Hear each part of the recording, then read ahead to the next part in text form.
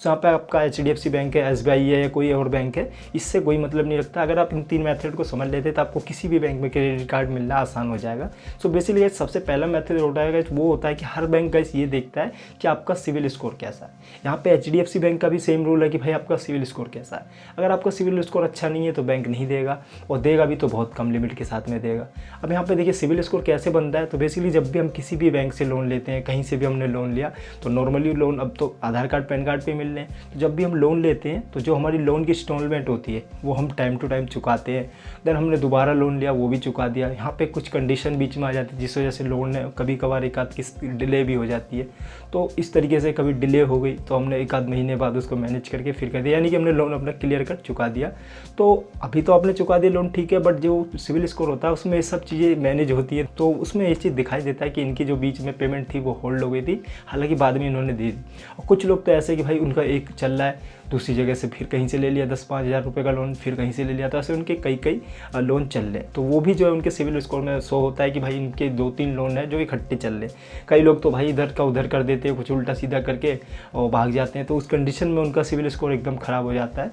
तो civil score bank इसीलिए देखता है कि उससे वो पता कर सके तो इन्होंने कोई पहले क्रेडिट कार्ड के लिए अप्लाई किया था नहीं, या पहले कोई इनके नाम से कोई इंस्टॉलमेंट चल रही है, कोई किसी भी तरीके का लोन या ब्याज कुछ चल रहा है, तो उस कंडीशन में वो देखता है। और आपका सिविल स्कोर अगर उसको अच्छा लगता है तो उस कंडीशन में आपको क्रेडिट कार्ड प्रोवाइड करा देता है। हालांकि यहाँ लिमिट जो है वो आपके जो कि पहले का सिविल स्कोर है उसको देख के थोड़ा कम ज़्यादा मान सकते हैं कि हो सकती है, बट यहाँ पे अगर आपका सिविल स्कोर उसको बेटर दिखता है तो वो आपको क्रेडिट कार्ड दे देता है। अब इस बात करते हैं कि भाई दूसरा मेथड क्या है जिससे किसी भी बैंक से हम क्रेडिट कार्ड के लिए अप्लाई कर सकते हैं। तो दूसरा मेथड है गाइस, वो है आपकी ITR।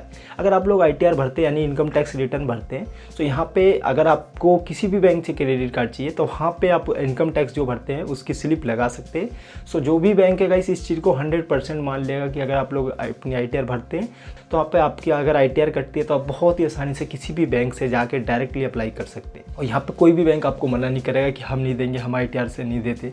सो यहाँ पे कोई भी बैंक आपको दे देगा, HDFC खुद भी दे देगा। सो अगर आपके पास ITR का ऑप्शन नहीं है तो आप एक समझ जाइए कि आपके पास क्रेडिट कार्ड लेने का एक रास्ता नहीं है। अब बात करते हैं तीसरा मेथड जो कि बहुत ही ज़्यादा नॉर्मल है, क्योंकि ये चीज़ है जो कि ज़्यादातर लोगों के पास तो होती है। इसके लिए आपका जो कह सकते हैं कि ITR भी नहीं भरते तो भी आप इसके लिए अप्लाई कर सकते हैं। हालांकि कुछ बैंकों के पास अगर आप जाओगे और सीधा कहोगे मुझे क्रेडिट कार्ड चाहिए तो सीधा पूछते हैं आप ITR भरते हैं, अगर आप कहेंगे नहीं तो कहेंगे तो आपको क्रेडिट कार्ड नहीं मिलेगा। और कुछ बैंक के भैया वो खुद फ़ोन करके कहते रहते भाई क्रेडिट कार्ड ले लो, हमारा क्रेडिट कार्ड ले लो।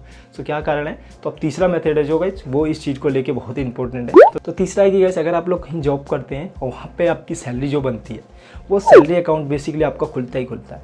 तो अगर आपका सैलरी अकाउंट है तो उसकी मदद से भी आप क्रेडिट कार्ड के लिए अप्लाई कर सकते हैं। तो सैलरी अकाउंट का भी गाइस एक मेथड होता है, आपकी सैलरी जो भी आती है आपके अकाउंट में, तो यहाँ पे बैंक जो है आपकी सैलरी देखता है। तो बैंक आपकी जब भी सैलरी देखता है तो उसको इस चीज़ का ये चीज़ हो जाता है कि भाई इस बंदे के एक बैंक में इतने पैसे मंथली आते रहते हैं, यानी इसके मंथली एवरेज अकाउंट जो है वो इतना। फॉर एग्जांपल मान लीजिए कि आपकी सैलरी बनती है हर महीने की 15 से 20 हज़ार, हम मान के चलते हैं कि 15,000 बनती है। सो बैंक देखता है कि भाई इस बंदे के अकाउंट में हर महीने 15,000 आते हैं, हर महीने 15,000 आते हैं, इसमें से कुछ निकाल लेता है, कुछ पड़े रह जाते हैं। तो इस कंडीशन में इस बंदे को मान सकते हैं कि इससे 10-15 हज़ार का तो लॉस हमें नहीं होगा। तो इस कंडीशन में देख के अगर आपका सैलरी अकाउंट है तो बैंक देखता है कि अगर इसका सैलरी अकाउंट है भाई तो ठीक है, तो उस कंडीशन में भी वो आपको क्रेडिट कार्ड दे देता है। तो यहाँ पे अगर आपका सैलरी अकाउंट है और आप उसमें आसानी से मैनेज करते हैं तो इस तरीके से अब आप ले सकते हैं। साथ ही साथ गैस बहुत से लोग ऐसा भी करते हैं जैसे कि कहीं से पैसे ले आया तो उन्होंने उसी बैंक में डाल दिया और ज़रूरत नहीं है तो पड़ा रहने दिया। तो यहाँ पे बैंक देखता है कि आपके अकाउंट में अगर बहुत टाइम से कुछ पैसे पड़े हैं, फॉर एग्जांपल आप कहीं पे स्टोर करते हैं पैसे, घर में रखते हैं, तो इस तरीके से होता है ना कि भाई घर में पैसे रखे हुए हैं। तो ऐसे बैंक में है कि भाई आप जब भी पैसे डिपॉजिट करते हैं आपको ज़रूरत नहीं है, आपने नहीं निकाला, आपका कहीं से और पैसा आया आपने वो भी जमा कर दिया, तो आपका जो पैसा इकट्ठा होते जाता है वो धीरे धीरे करके 2 से 4 हज़ार, 10 हज़ार, 1 लाख हो गया। तो वहाँ पर बैंक भी देखता है कि भाई इस बंदे के अकाउंट में 1 लाख रुपये तो पड़े ही हैं। तो वहाँ पर बैंक भी आपको कॉन्टैक्ट करता है कि भाई क्रेडिट कार्ड ले लीजिए हमारा, क्योंकि बैंक का मोटिव यही है कि उसका पैसा फंसना नहीं चाहिए। अगर आपका उसको दिखेगा कि अकाउंट बंदे का सही है, जेन्युइन अकाउंट है, इतने पैसे तो हमेशा पड़े रहते हैं, तो वो उस चीज़ को देख के कह सकता है। अब आपने मान लीजिए कि बहुत टाइम से पैसे जमा कर रहे थे और अब धीरे धीरे वो 1,50,000 हो गए, तो यहाँ पे बैंक देखेगा तो आपको बैंक उस कंडीशन में भी दे सकता है। हालांकि गैस यहाँ पे मैं आपको बताना चाहूँगा जिन लोगों का सैलरी अकाउंट होता है, सो बेसिकली गैस वहाँ पे बैंक जो है 50% तक का क्रेडिट कार्ड जो है वो लिमिट देता है। तो यहाँ पे अगर आप लोगों की सैलरी जो है कि 20 से 25 हज़ार रुपये है, तो आप मान के चलिए आपको 15-20 हज़ार रुपये की जो कि हो सकता है कि आपका क्रेडिट कार्ड जो बन जाए। तो एक चीज़ जो कि बहुत ज़्यादा इंपॉर्टेंट है कि सैलरी अकाउंट में एक चीज़ देखी गई है कि जो भी आपकी सैलरी बनती है तो आपकी सैलरी के अकॉर्डिंग ही आपकी लिमिट क्रेडिट कार्ड की बनाता है बैंक। तो यहाँ पे मान के चले कि आपकी सैलरी जो कि 20 से 25 हज़ार रुपये हर महीने एवरेज है कि आपके अकाउंट में आते ही हैं, तो वहाँ पे बैंक आपको लगभग 15 से 20 हज़ार के लगभग में क्रेडिट कार्ड की लिमिट के साथ में आपको क्रेडिट कार्ड दे देगा। और उसके बाद गैस आपकी लिमिट बढ़ भी सकती है, क्योंकि यहाँ पे ऐसा नहीं है कि भाई आपकी अभी 15-20 की होगी तो आप लोग कहें कि फिर हमें इतने की ज़रूरत ही क्या है, क्योंकि 15-20 हज़ार रुपये की मतलब क्रेडिट कार्ड क्या लेना। तो यहाँ पे मैं आपको बताना चाहूँगा कि जब भी आप क्रेडिट कार्ड के लिए लेते हैं तो भाई यहाँ पे आप घबराइए मत, क्योंकि अभी स्टार्टिंग है। तो यहाँ पे 1 आध साल अगर आप मैनेज कर लेंगे तो आपकी लिमिट भी बढ़ जाएगी, वो 30 से 35 भी हो जाएगी, 40 भी हो सकती है। सो यहाँ पे जो कि है वो लिमिट धीरे धीरे बढ़ती है। सो यहाँ पे अगर आप लोग की सैलरी बढ़ेगी तो आपकी लिमिट भी बढ़ेगी, सैलरी नहीं भी बढ़ी है, सेम सैलरी है, तो यहाँ पे अगर आप लोग थोड़े पुराने हो जाते हैं तो बैंक का आपके साथ ट्रस्ट भी हो जाता है। सो यहाँ पे आपका जो कि क्रेडिट कार्ड का स्कोर भी बढ़ जाता है और यहाँ पे आपकी लिमिट भी बढ़ जाती है, सारी चीज़ें आसानी से मैनेज हो जाती है। यहाँ पे गैस कुछ लोगों का कमेंट आया था कि भाई हम कैसे अप्लाई करेंगे, बैंक दे नहीं रहा है। तो यहाँ पे गैस आपको इन 3 मेथड में से किसी एक को लेके चलना पड़ेगा। वो तीनों में से कोई सा भी हो सकता है, चाहे आप सैलरी अकाउंट को लेके चले कि आप सैलरी अगर आपकी आती है कंटिन्यूस में कुछ पैसे रखे रहने देते हैं, तो उस कंडीशन में भाई आपको बहुत आसानी से मिल जाएगा। आपको सैलरी स्लिप लगानी है, साथ में आपको नॉर्मल से आधार कार्ड, पैन कार्ड, जो भी डॉक्यूमेंट कहेगा बैंक वो लगानी है। इसके अलावा अगर आपको ITR भरते हैं तो आप ITR लगा सकते हैं।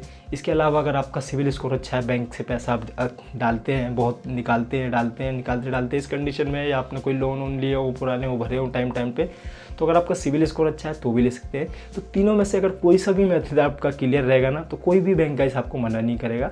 सो अगर आप बैंक आपको मना कर रहा है तो ये तीनों में से किसी एक मेथड को पहले क्लियर कर लीजिए कि किसी एक में ऐसा रहे कि आप उसके लिए अप्लाई कर सकें। अब बात करेंगे ये तीनों मेथड क्लियर है या तीनों में से कोई एक मेथड क्लियर है तो भी बैंक नहीं दे रहा। तो बहुत सारे लोग ऐसे कहते हैं कि भाई हम सीधा बैंक जाते हैं तो बैंक कहता है आप ITR भरते हैं, हम कहते हैं नहीं, तो कहता है भाई नहीं मिल पाएगा।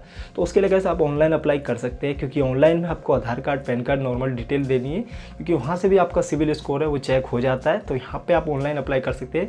कैसे बैंक तो मेरे हिसाब से मैंने देखा है कि यार कोई भी चीज़ आसानी से समझता है। बाकी जो कि वहाँ के जो कह सकते हैं कि आपके ब्रांच वाले रहते हैं, हर ब्रांच का अपना एक रूल सब मेरे को लगता है यार बना देते हैं कि दूसरी ब्रांच वाले उस चीज़ को आसानी से करते हैं, वो ब्रांच वाले परेशान करते हैं। कहीं पे SBI सही से काम कर रहा है, कोई ब्रांच में बहुत ज़्यादा परेशानी होती है। तो यहाँ पे थोड़ा बहुत ब्रांच में हो सकता है, बाकी ये जो बैंकों का रूल है वो गाइस इन तीनों को ही लेके है। तो यहाँ पे गाइस आप लोगों के मन में कोई भी डाउट है तो गाइस कमेंट जरूर करना, और अगर आपको जो भी मैंने बताया है वो समझ में आया हो तो उसके लिए भी गाइस वीडियो को लाइक करना, फिर अपने दोस्तों के पास जरूर शेयर करना। खासकर जो लोग क्रेडिट कार्ड लेना चाह रहे हैं तो उनको पता है भाई क्या वो गलती कर रहे हैं जिस वजह से उन्हें नहीं मिल पा रहा है। तो ठीक है, मिलते हैं अपनी नेक्स्ट वीडियो के साथ में। जब तक गाइस आपको बहुत बहुत वीडियो देखने के लिए ओके बाय।